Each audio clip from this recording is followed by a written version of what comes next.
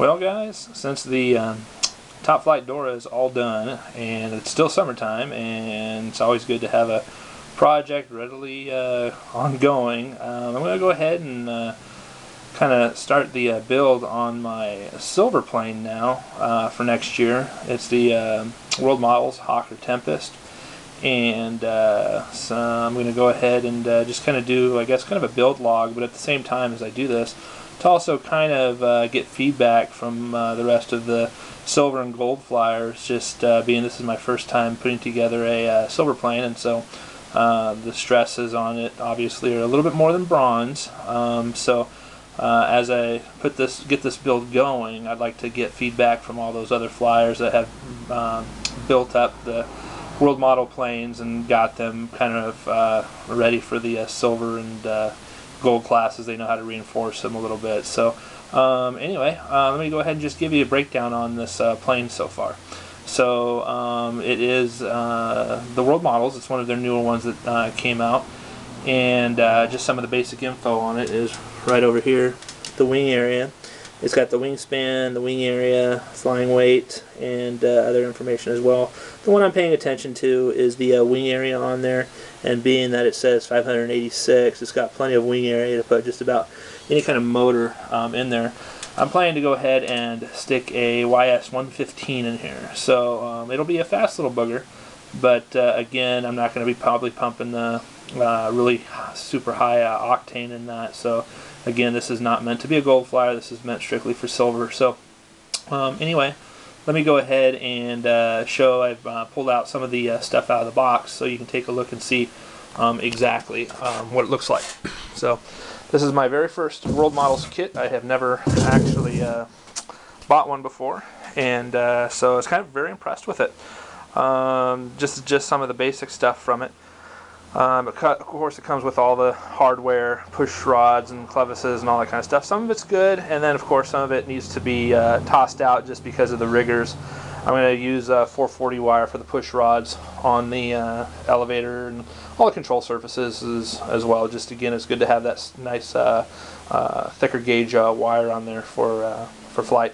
So first thing is, you can take a look on the inside, and you can see quite a bit of room in there.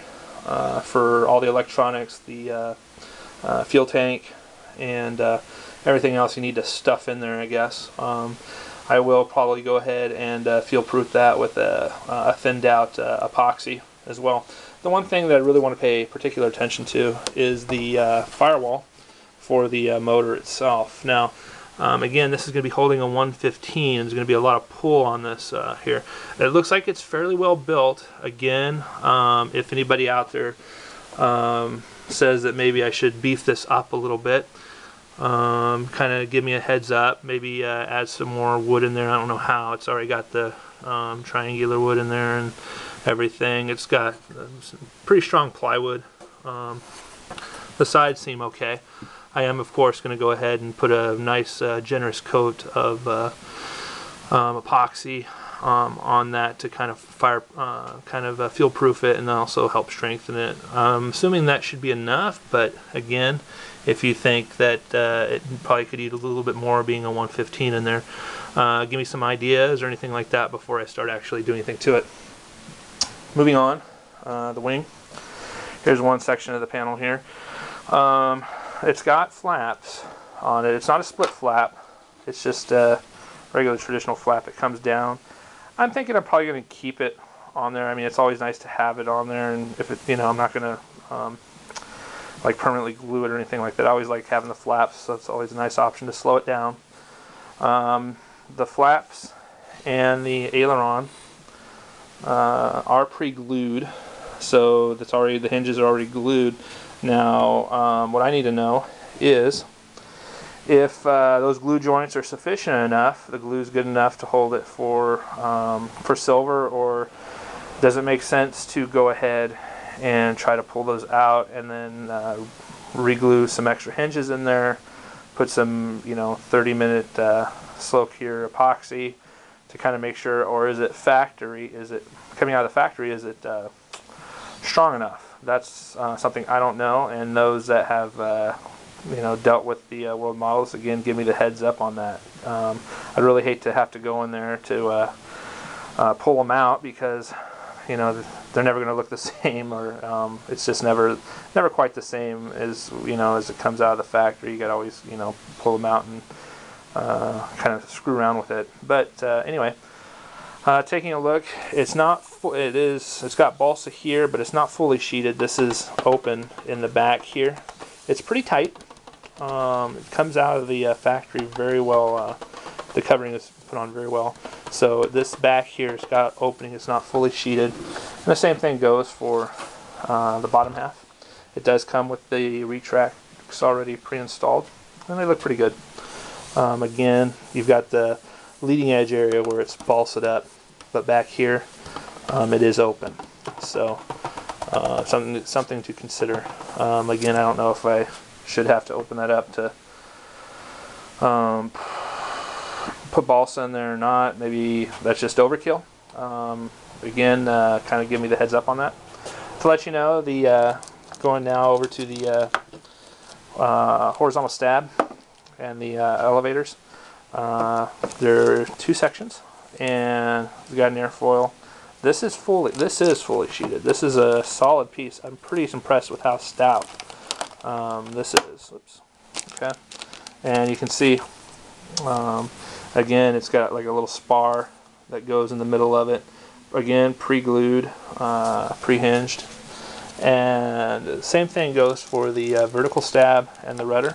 This is full balsa. Again, it's got an airfoil too. It's a little thick, so it's not just a thin piece, but it's much more a scale.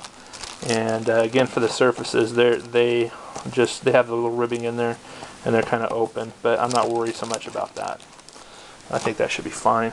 Another key feature to it is it comes with a really nice spinner. This one's got an aluminum backing to it. It's not like one of those crappy ones that they just give you. This one's really nice. And this is something that's pretty cool that I don't know if it's new for world models, but what they do is they give you the cowling. The cowling is under there, but right above it is just a transparent shell. And what you use that for is to go ahead and figure out your markings for your openings for your motor, your exhaust, any holes you need for your fuel plugs and all that kind of stuff. And once you have that dialed in, then you place the shell over the cowling and go ahead and make your cuts as necessary without, you can do all the screw ups on the shell and not worry about having to do that on the actual cowling itself. I thought that was pretty slick. I really like that. So again, I'm a person who's used to making a lot of screw ups, so obviously they made this with me in mind. So other than that, at this time, that's all I can pretty much think of. The manual is pretty self-explanatory. Here's the spar for the wing. It's a piece of like basswood. So this one's it's pretty strong. I was pretty impressed with how big that is. You can see in relation, it's almost as big as long as the flap. And so I think that spar should hold it up. It's got like a pin as well for aligning the two wing halves together. So I think with that spar and everything, and putting, just being generous with the epoxy, it's going to be pretty strong. I wouldn't think I'd really have to reinforce it that much. Beyond that, this is the largest spar I've ever seen for a plane of this size. So again, and the signature of World Models is the really crappy pilot that it comes with. They give you this nice scale plane, and they give you the worst pilot they could ever come up with. So other than that, again, that's about all I can think of. I'm probably just going to hold off on doing anything to it until I get some other things squared away. But for right now, you can get a general idea of how this plane comes out of the box. It's got all the hardware, the fuel tank, and all those extra goodies and stuff. But again, people that are watching this, Sergio, Tommy, Jimmy, anybody, if you want to give me some heads up or anything that you know about world model planes that you've had to reinforce, if they have like a weak firewall or anything like that, just kind of let me know. Alright, so I hope to hear from you, and we'll just keep this this video blog kind of going. I'm hoping that I can probably have this one ready to go by the end of summer, probably around September or so.